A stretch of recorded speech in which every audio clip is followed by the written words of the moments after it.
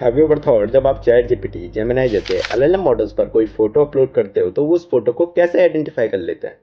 चलो इसे समझने के लिए एक नॉर्मल से क्वेश्चन का आंसर दो। इस फोटो में देखो, एक लॉयन एक टाइगर के ज्यादा सिमिलर है या एक रैबिट के?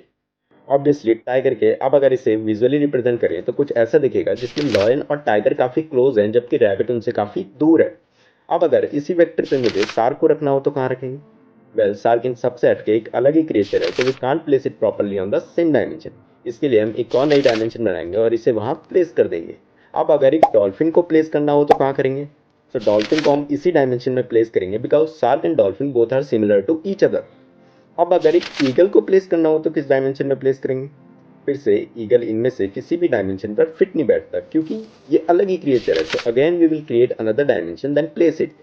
ऐसे ही करते जाएंगे और हर एक क्रिएचर को उसकी सुटेबल डायमेंशन में प्लेस करते जाएंगे।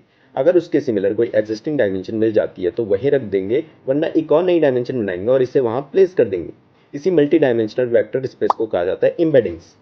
एम्बेडिंग का मतलब है किसी भी चीज की मीनिंग को उसके बिहेवियर, प्रॉपर्टीज, शेप, साइज के प्रोस्पेक्टिव में नंबर्स में कन्वर्ट करना, ताकि जो एआई है वो उसे समझ सके।